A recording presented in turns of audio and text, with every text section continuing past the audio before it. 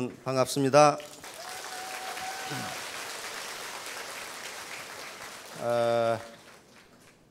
어떻게 박한길 회장님 강의 들으니까 부자 되실 것 같아요?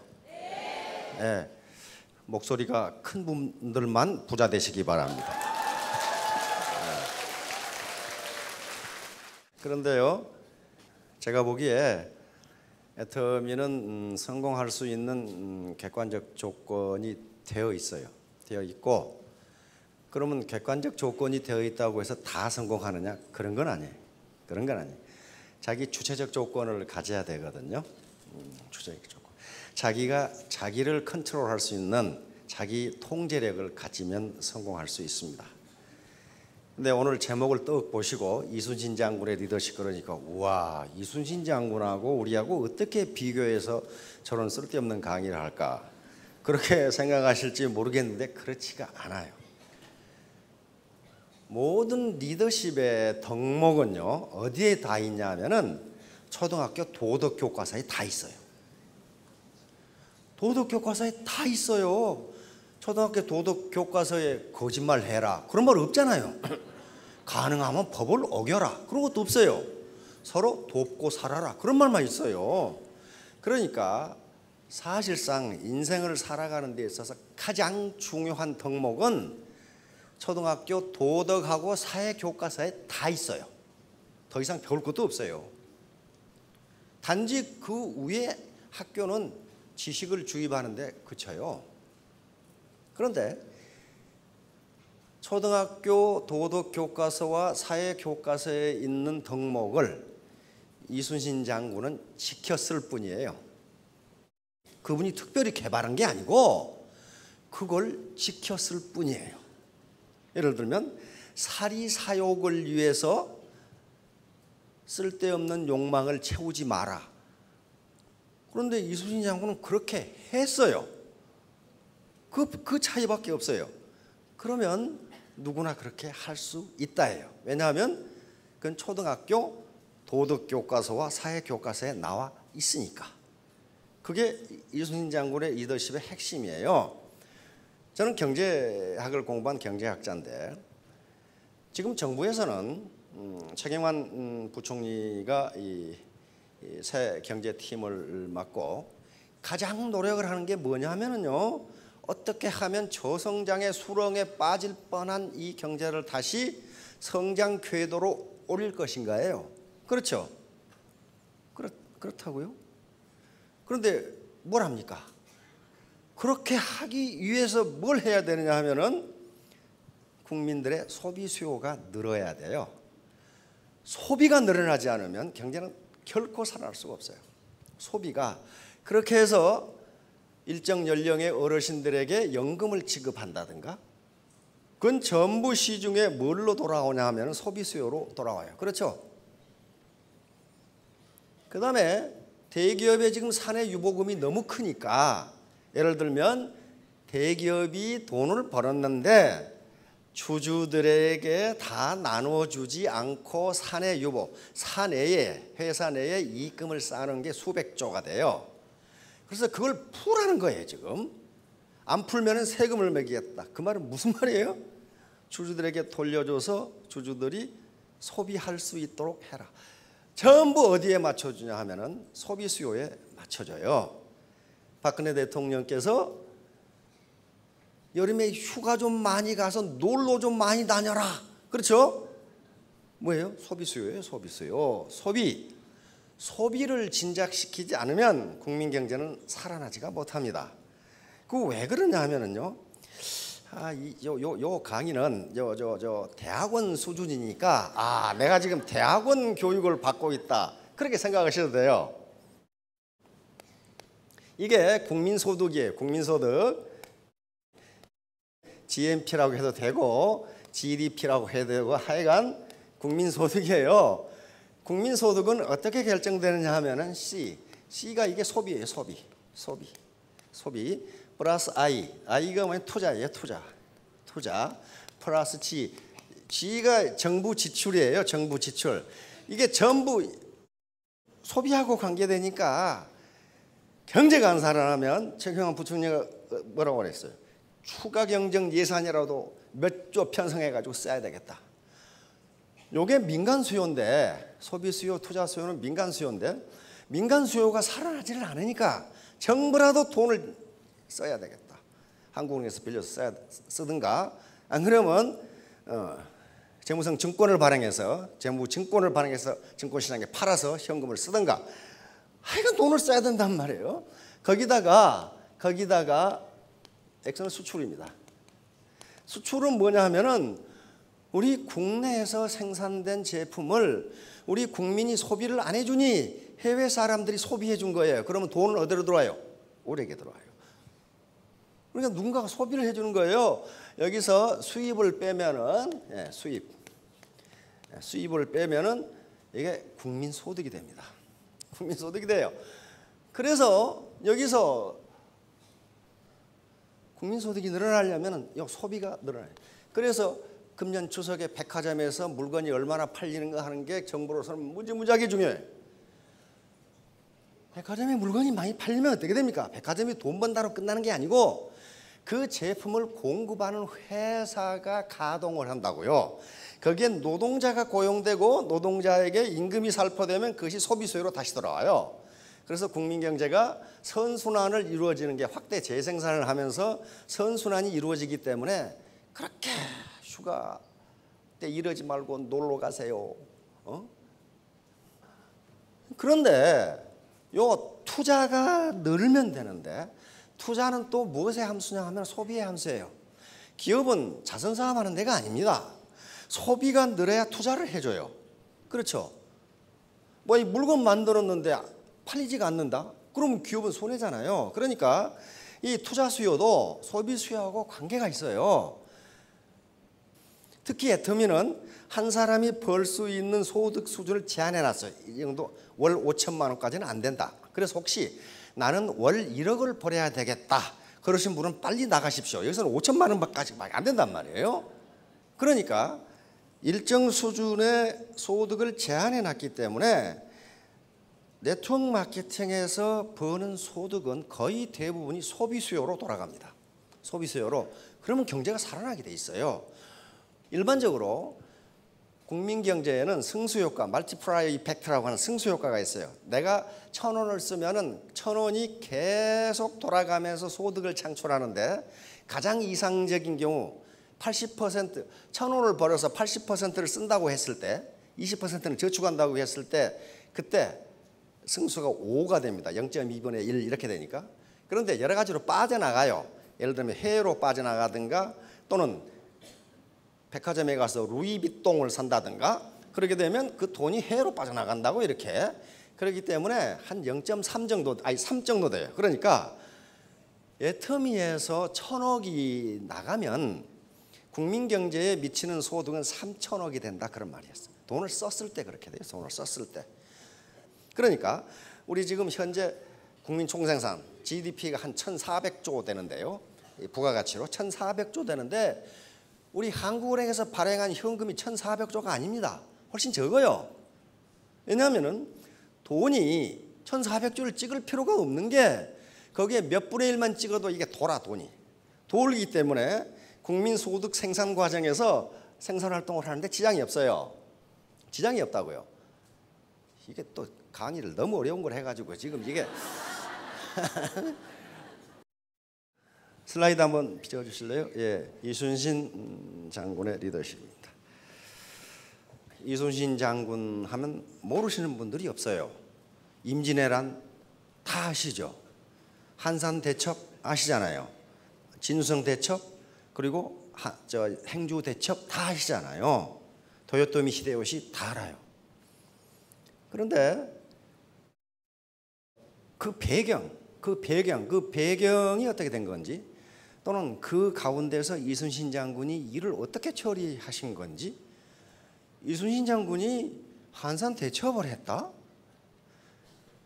그 다음에 그 뒤에 노량해전을 했다? 그건 아는데 도대체 그러면 젊었을 때는 뭐 했느냐에 대해서는 잘 몰라요.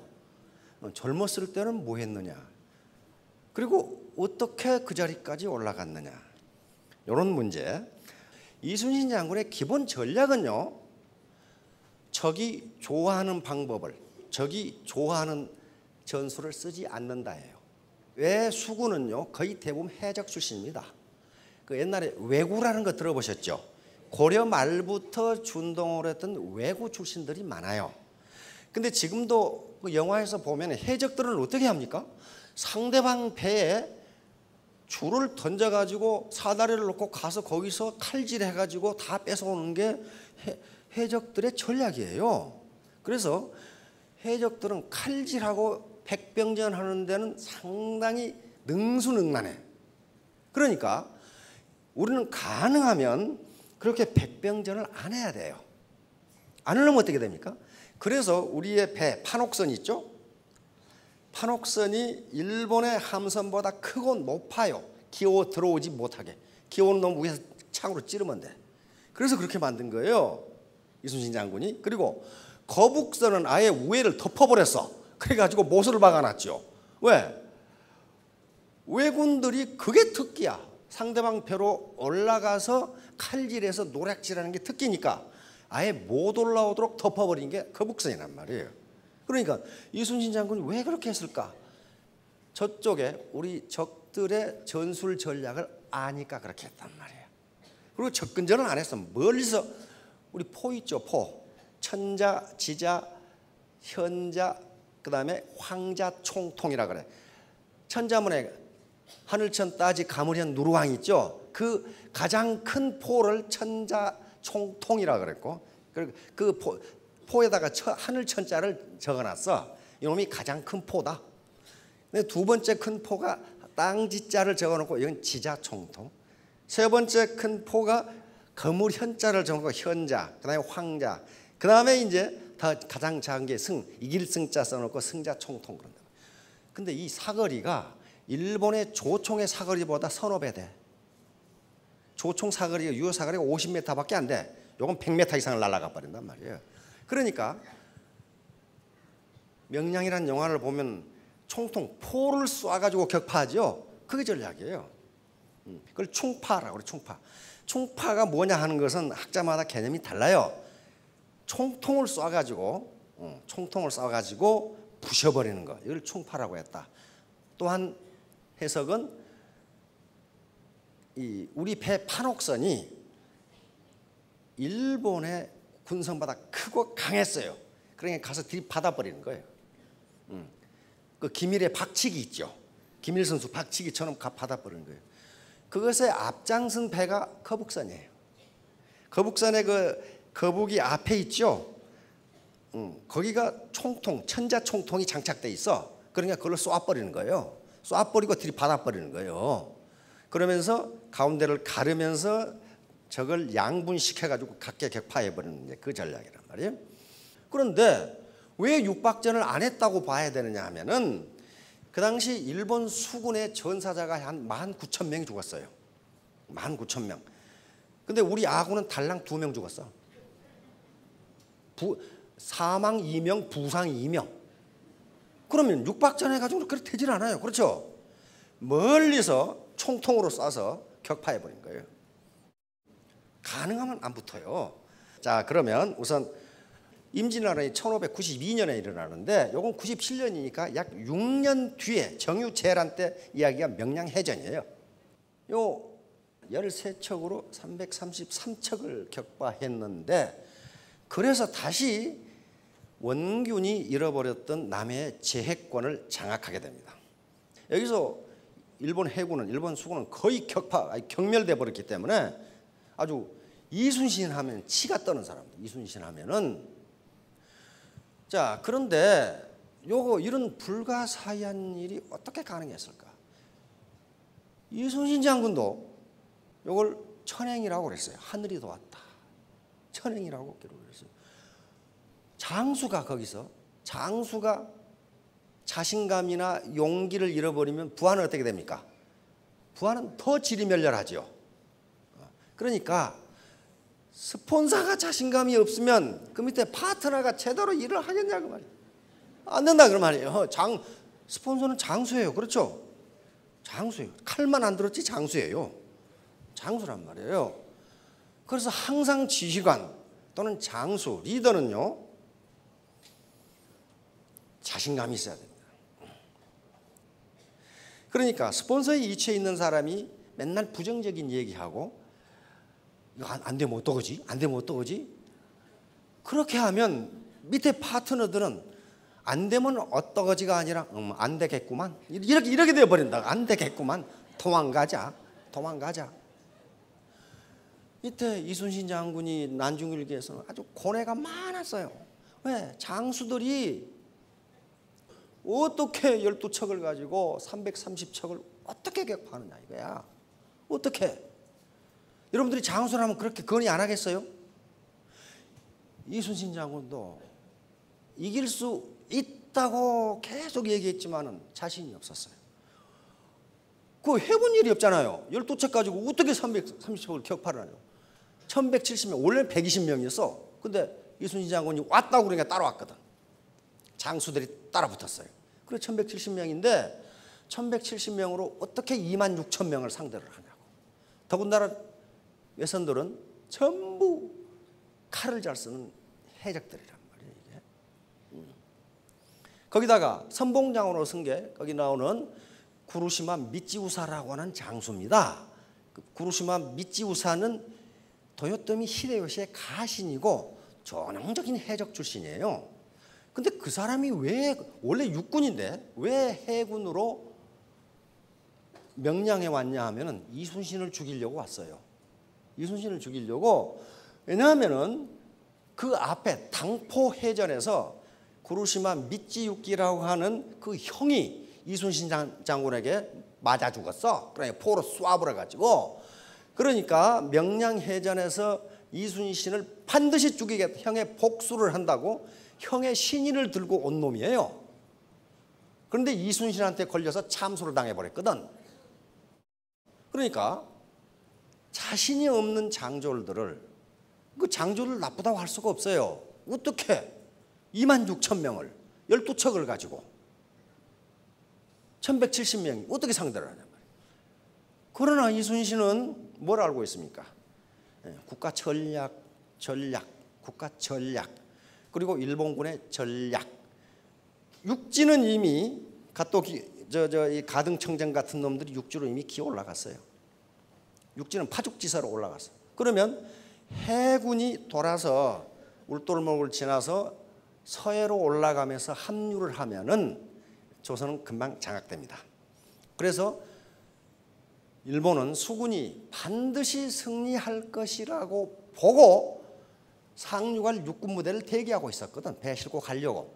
그러니까 울돌목이 뚫리면 어떻게 됩니까? 국가 조선 전체가 없어져 버려요. 다시 말하면 호남을 장악당하면은 국가가 없어져 버려요. 왜? 호남이 곡창지대이기 때문에 일본은 이순신이 남해에서 보급선을 끊어도 현지 보급이 가능해. 그러니까 조선은 호남을 뺏겨서는 안 되고 일본은 뺏어야만 조선을 먹을 수 있어. 그러니까 왜? 울돌목에서 사생결단을 낼 수밖에 없어요. 사생결단을. 그래서 그때 이순신이 대감에게 보낸 편지 속에 그 말이 있어요. 양무호남 시무국가. 호남이 없으면 국가가 없습니다. 그 얘기예요. 지금 그 얘기라고요. 그러니까 거기서 막아야 돼. 이순신으로서 막아야 되는데 부하들은 안 되겠다는 거야. 그러니까 그 전날에 필사즉생 필생즉사라는 연설을 합니다. 그래서 옥이라는 장군이 쓴 춘추전국시대 오자병법에 있는 이야기입니다. 오자병법에는 필사즉생 행생즉사 그렇게 돼 있어요. 죽기 살기로 싸우면 살고 요행히 살겠다고 하면 죽는다. 그 말이거든요. 요 말씀을 이순신이 다시 더 강조한 거예요. 죽기를 각오하고 싸우면 살고 살려고 하면 죽는다. 요것을 명량해전 그 전날 밤에 휴호로 쓰신 것이 있다고. 글씨를 굉장히 잘 쓰시죠. 글씨를 굉장히 잘 써요. 그래서 그것이 아산 현충사에 가면 도래가 새겨져 있어요. 그게. 그런데 이순신 장군이 전라 좌도 수군 절도사 전라 좌수영이 어디가 있었냐면 여수에가 있었습니다.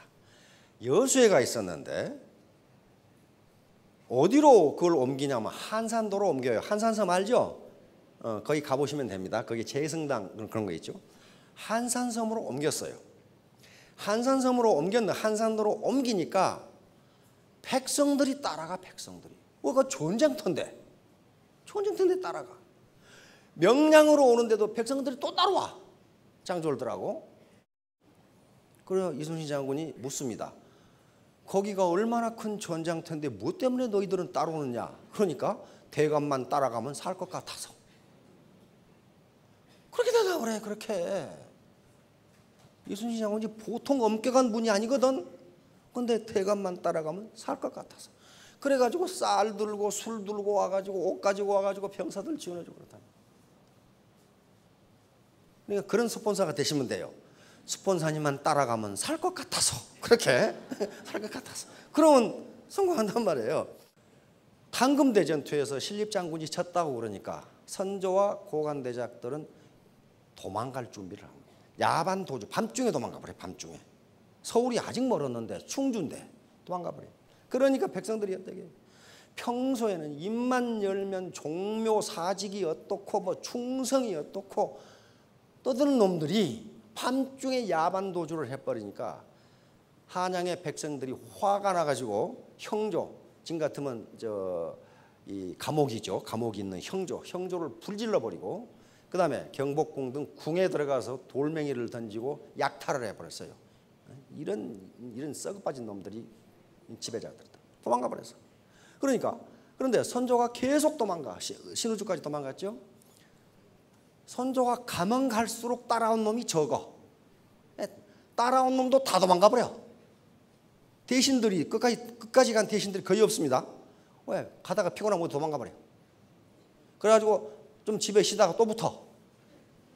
끝까지 따라간 사람은 몇 사람 안 됩니다. 이항복 대감이 있죠. 그리고 허준, 그 한이 허준이 있죠. 동의보감 쓰신 몇 사람만 끝까지 따라갔어요. 생사고락을 같이 했어요. 그분들은 진짜 충신들이에요. 그분들이 임진왜란을 또 수습을 한다고. 자, 그래서 신뢰와 덕이에요. 여기서 이순신 장군의 리더십 핵심은 신뢰입니다. 믿어요. 장군만 따라가면 살 것 같아서. 한산섬으로 맨 처음에 갔잖아요. 한산섬으로 간 이유는요. 그 당시에 전라도와 경상도는 굉장히 중요한 도입니다. 그리고 땅이 넓어서 경상도와 전라도는 좌도, 우도로 나누었어요. 그것이 남도, 북도가 된 것은 고종 황제 때 와서 그렇게 나눴고요. 경상도, 전라도는 바다가 넓기 때문에 수군이 굉장히 중요해요. 오늘 같은 해군이. 그래서 경상좌도, 경상우도. 경상좌도는 어디냐면은 낙동강 동쪽, 낙동강을 기준으로. 그러니까 그것이 좌냐 우냐는 누구 입장에서? 서울에 앉아있는 임금 입장에서 그 말이에요. 서울 쪽에서 봐요. 낙동강 경상좌도는 이쪽에 부산, 기장, 경주, 울산 좌측이죠. 여기가 경상좌도예요. 그래서 경상좌도에 경상좌도 수군철도사가 있습니다. 지금 같으면 경상좌도의 해군사령관, 그 다음에 경상좌도 병마절도사, 육군사령관을 둬요. 경상우도는 낙동강 오른쪽이니까, 낙동강 서쪽이니까 지금 같으면 김해, 그 다음에 밀양 이런 쪽이에요. 이런 대구 이런 쪽이 이제 경상우도가 되고, 여기도 수군절도사와 병마절도사가 있어요. 전라도도 땅이 크고 기름지고 그다음에 바다가 많으니까 충청도까지 이어지잖아요. 바다가. 그러니까 전라좌도는 이쪽 좌측 산악지역을 좌도. 그러니까 지금 남원, 순천, 여수, 구례, 곡성 이쪽이 전라좌도예요. 여기에 전라좌도 수군절도사가 있어요. 우도는 나주 평야를 중 평야지역. 여기 수영이 어디 가냐면 해남에가 있었다고. 전라우수영이. 그러니까 바로 전라좌도 수군절도사 여수에 주둔하는 분이 이순신 장군이란 말이에요. 그런데 그 좌수영을 어디로 옮기냐 하면 한산도로 옮겨요. 한산도는 어디 땅이에요? 경상도 땅인데 한산도로 옮겨요. 그러니까 거의 대부분 역사책에서 한산도로 옮겼다고만 나오지 왜 옮겼는지가 안 나와요. 왜 옮겼냐 하면 옮기지 않을 수가 없었어요.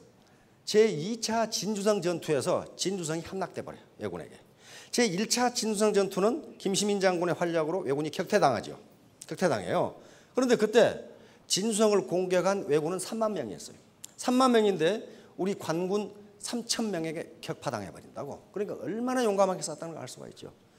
그렇게 되니까 왜군은 3만 명 가지고는 안 되겠다고 생각해서 무려 10만 명의 병력을 동원해서 진수성을 공격을 합니다. 왜 그러겠어요? 진수성을 함락해야 호남으로 진출해서 호남의 곡창을 점령할 수가 있어요. 그러니까 진수성을 10만을 동원해서, 그런데 거기 우리 관군 3천하고 그 안에 사는 백성 6만, 그러니까 백성들하고 왜군 10만하고 거기서 결전이 벌어져서 결국 함락이 됩니다. 진수성이 함락이 되니까 이순신 장군은 어떻게 됩니까? 여수가 육군의 공격을 받을 위험이 있어. 그렇죠? 우리 육군은 지리멸렬했으니까. 그러니까 여수에다가 좌수영을 놔두면 안 돼요. 어디로 가버려야 돼? 섬으로 가버려야 돼.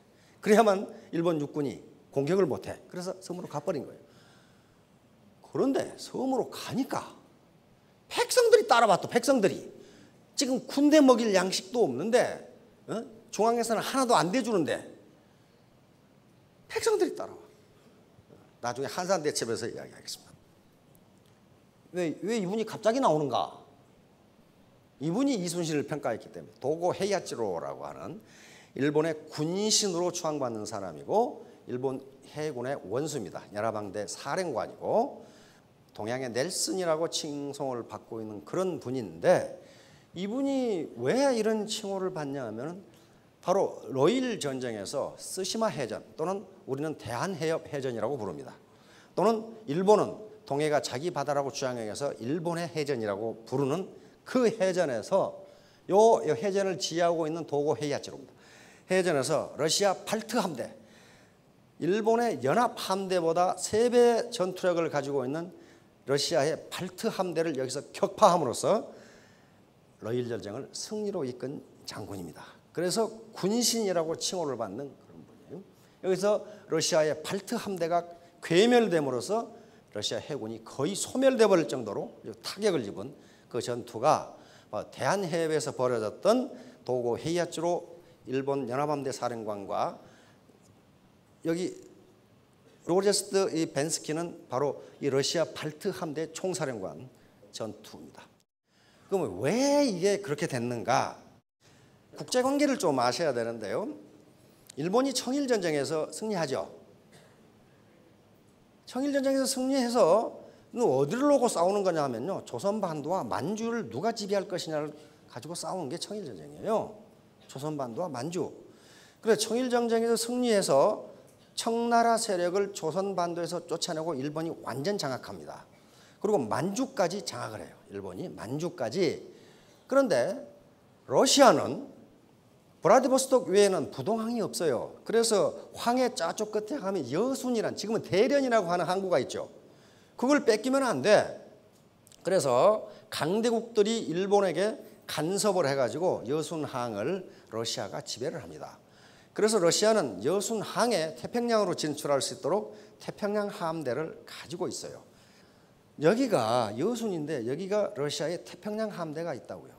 그런데 요 만주와, 그러니까 러시아는 이쪽으로 내려오려고 그러고 일본은 이걸 틀어막으려고 그러는데, 일본이 틀어막으려고 그런 게 아니고 당시 세계를 지배하고 있던 세력이 누굽니까? 우리 검은도를 지배한 세력이 있어요. 우리한테 물어보도 않고 검은도를 지배한 세력. 영국이죠. 대영제국이에요. 검은도를 영국 군함이 지배해버리잖아요. 고종 황제한테 물어보도 안 해. 물어보도 않고 힘센 놈이 깡패니까 무조건 점령. 그러니까 러시아는 이를 통해서, 여기를 브라디보스톡을 통해서 이쪽으로 아시아로 태평양으로 진출하려 하고, 영국은 러시아를 여기서 틀어 막아야 돼. 그런데 극동이 영국에서 너무 멀어. 너무 멀어요. 너무 머니까 변방의 개를 하나 키울 필요가 있어. 바로 영국이 키운 변방의 개가 일본입니다. 변방의 개로 하여금 러시아를 물게 해야 돼요. 그러면 영국이 피를 흘리지 않고 러시아의 남진을 막을 수가 있어. 여러분들은 순식간에 이제 영국 처칠 수상이 되는 거죠, 지금. 막아야 돼요. 그런데 만주의 지배권을 놓고 일본과 다투면서 일본과 협상이 벌어지는데 일본은 가능하면 러시아하고 전쟁을 안 하려고 그랬습니다. 왜? 일본의 국력이 러시아를 미치지를 못해. 협상을 하는데 그때 일본의 등을 떠밀어준 세력이 누구냐면 영국이에요. 영국. 내가 뒷배를 봐줄게. 물어. 영일 동맹을 맺어줍니다. 동맹을 맺어가지고 러시아를 견제하기 시작하니까 이제 결심을 합니다. 영국이 밀어주면 러시아하고 전쟁할 수 있다. 자, 그래서 이제 러일 전쟁이 벌어지는데 선전포고도 하지 않고 어디를 여순항에 태평양 함대를 고립시켜버려요. 일본이 선제 공격으로 태평양 함대가 마비돼 버렸어. 마비되니까 러시아는 어떻게 해야 돼? 러시아의 전략은 일본은 섬나라고 자원이 적으니까 제해권을 러시아가 확보해버리면, 장악해버리면 일본은 수출입을 못해.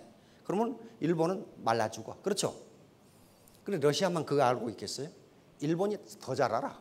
만약에 러시아의 함대의 제해권을 장악당하면 우리의 전투력은 상실이야. 그러니까 어떻게 해서든지 러시아 함대를 격파하고 동해 그리고 남해에서의 제해권을 장악하려는 게 일본의 전략이에요. 갑자기 지금 수상급으로 올라가셨죠, 이제. 그렇게 해야 되겠죠. 그래서 러시아는 여기가 발트해라는 해입니다. 발트해, 여기가 덴마크고 독일이고 폴란드, 리투아니아, 라트비아, 에스토니아, 그리고 여기가 러시아고 여기가 스웨덴입니다. 여기 발트해라는 바다가 있어요. 여기에 러시아 발트 함대라고 하는 세계 최강의 함대가 있었고, 이게 흑해입니다. 흑해. 러시아의 흑해 함대가 있어요. 그런데 이쪽으로 이렇게 해협이 있어요. 다다넬스 보스포러스 해협이라는 해협이 있습니다. 그런데 이 흑해 함대를 가지고 이쪽 지중해로 빠져나와서 수에즈 운하를 거쳐 이렇게 하면 빠르죠. 그런데 누가 틀어막고 있냐면 영국이 틀어막고 있어요. 그 다음에 이쪽에 수에즈 운하를 영국이 장악하고 있기 때문에 러시아 군함이 통과할 수가 없어. 그럼 만약에 흑해 함대가 온다면 빨리 올 수가 있어요. 그러니까 이 발트 함대를 가지고 영국을 돌아가지고 세계에서 가장 긴 항로로 통해서 29,000km를 군함을 끌고 가는 거예요. 근데 군함을 끌고 가는데 이놈의 영국 때문에 애로사항이 많아. 그 당시 영국의 배는 전부 다 뭐냐면 증기선, 석탄이에요. 석탄 떼가지고 가는 거란 말이에요. 영국에서 나오는 석탄이 가장 질이 좋은데 영국은 러시아에는 석탄을 팔지 않았어요. 그리고 해외로 석탄을 수출했는데 영국에서 사온 석탄을 러시아에 못 팔도록 했어. 왜냐하면 영국이 강대국이니까. 그리고 이 아프리카를 보세요. 여기가 거의 대부분 영국 식민지예요. 그래가지고 항구에 정착도 못하게 하고 석탄을 안 팔아. 그러니까 어때요? 여기까지 가는데 러시아 함대 힘을 다 빼버려. 영국이 다 빼버려. 그러니 어떡하겠어요? 그래서 여기까지 온 거예요. 대만 해협을 거쳐 가는데 여기서부터 문제가 발생한 거예요. 여기가 대만이 있는데 일본 러시아 함대가 가고자 하는 것은 브라디보스톡이에요. 근데 브라디보스톡에 갈 수 있는 길이 세 가지가 있어. 하나는 여기서 대한해협을 거쳐 브라디보스톡 가는 방법. 이런 보고 배 몰고 가라면 이쪽으로 가겠죠. 또 하나는 여기를 돌아서 스가루 해협을 거쳐서 이쪽으로 가는 방법. 이건 혼슈고 여기가 홋카이도죠. 그다음에 또 하나는 여기가 지금 사할린이니까 여기서 아예 일본을 우회해가지고 러시아 땅인 요 소아 해협을 거쳐서 이쪽으로 가는 방법. 세 가지가 있어요. 그래서 로렌스키 벤스키 러시아군 총사령관은 밑에 예하 사령관들을 집합시켜가지고 어디로 갈까? 요 회의를 해서 어디로 갈까? 도고 헤이야츠로 일본군 연합사령관은 이놈들이 어디로 올까? 요거 동시에 해서 양쪽에서 한쪽에서는 어디로 갈까? 이쪽에서는 어디로 올까? 왜냐하면은 일본 연합 함대를 가지고 세 군데를 동시에 지킬 수가 없어. 그렇게 되면 세력이 약해져 가지고 각계격파를 당해버려. 그러니까 한쪽 어딘가를 도박을 해야 돼. 요놈들이 어디로 올 것이다 라고 도박을 해야 돼. 그래서 요놈들이 대한해협으로 올 것이다 이렇게 한 거예요. 왜냐하면 어떤 정보를 입수했냐면은 러시아 함대의 석탄 운반선이 상해로 갔다. 요 정보를 입수했어요. 아주 굉장히 중요한 정보예요. 그 말은 이제 먼 길로 가지 않고 배에 실은 석탄만 가지고 가도 된다. 그 말은 가장 길이 짧은 이쪽으로 가겠다. 이 말이에요. 그래서 여기서 기다리고 있다가 새벽에 도고군의 러시아 함대가 아주 경멸돼 버리는데 그때 도고 사령관이 쓴 진법이 우리 이순신 장군이 썼던 하객진입니다. 하객진을 변형해서 T자 전법이라고 하는데 그런데 이때가 1905년이에요. 1905년인데 임진왜란은 1592년, 98년 그러니까 약 1600년이라고 보고 한 300년 뒤에 이순신 장군의 진법을 일본에서 쓰고 그다음에 도고 헤이아츠로 일본 연합함대 신사에 모셔진 신이 이순신이었어요. 그만큼 이순신은 적국이지만은 도고 헤이아츠로 원수가 가장 존경하는 인물이 이순신이었습니다. 그러나 우리는 그걸 잊어버리고 병자호란을 또 당하게 되는데 이순신이 리더십 중에서 여러분들이 잊지 말아야 될 것은 신뢰입니다. 믿음이에요. 믿음. 우리 스폰서님만 따라가면 살 것 같아서 우리 스폰서님만 따라가면 돈을 벌 것 같아서 그렇게 되시기 바랍니다. 알겠죠? 네. 자, 3년 후, 5년 후에 전부 성공하시기 바랍니다. 네, 감사합니다.